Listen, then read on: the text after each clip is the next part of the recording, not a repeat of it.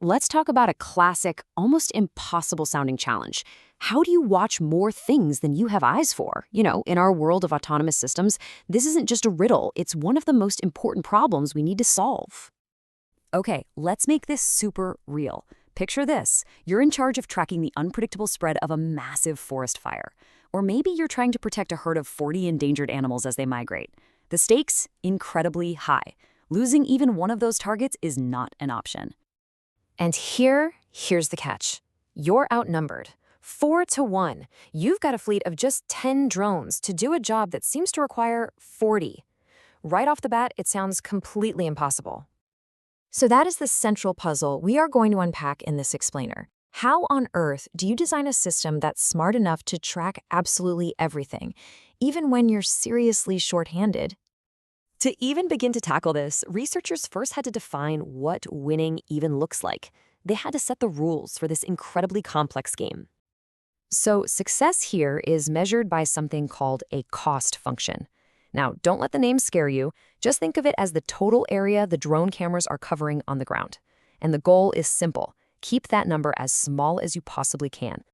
And this slide shows you exactly why that's the goal.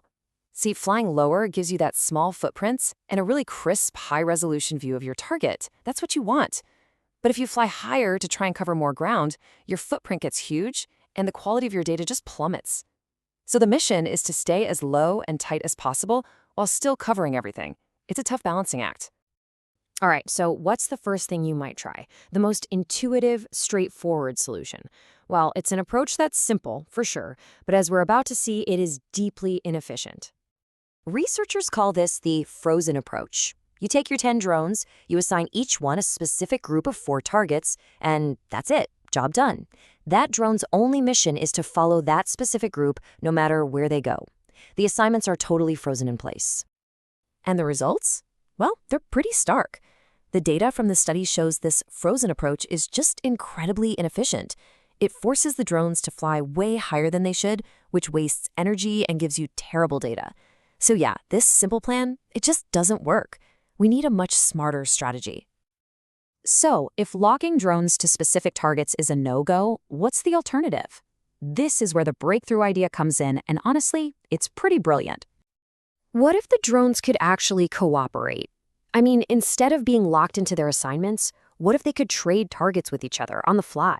Constantly recalculating and asking, hey, would it be better if you took this one and I took that one? To find the absolute most efficient formation from moment to moment.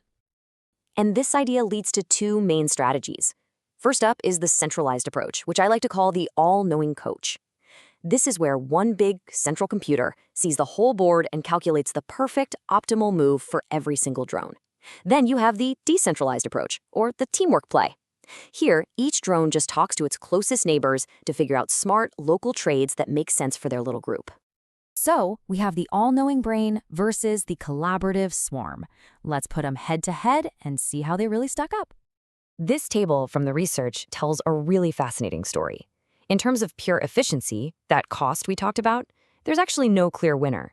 It really depends on the situation. But look at the other metrics. The decentralized teamwork approach is much faster, and it's way more resilient. Think about it. In the centralized model, if that one coach computer fails, the whole system just goes down. With the swarm, there's no single point of failure. And this chart just drives that point home. The centralized coach has to solve one giant puzzle for everyone, and that takes time. But with the teamwork approach, every drone is solving its own tiny piece of the puzzle at the exact same time.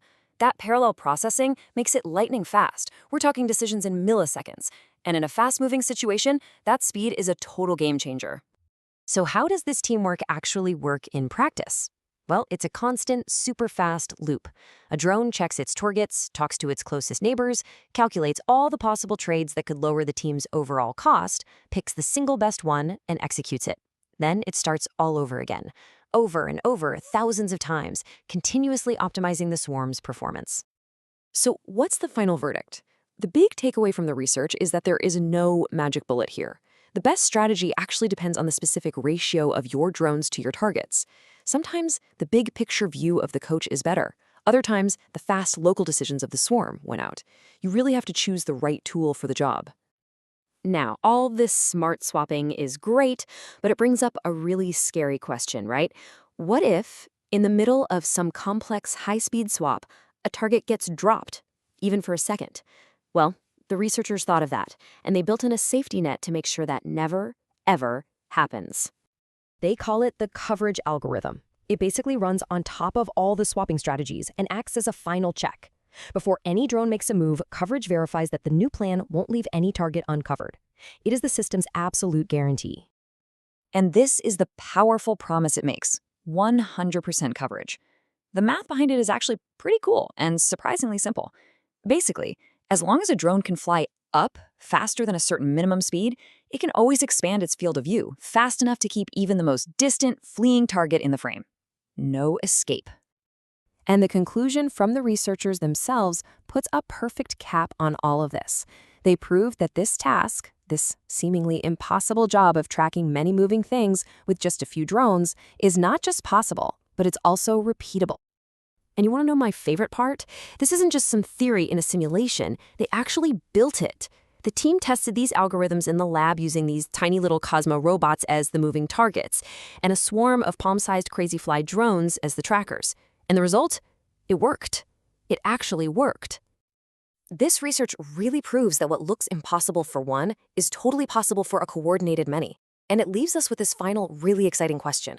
As these intelligent swarms become more and more common, what's the next impossible problem that we're going to solve?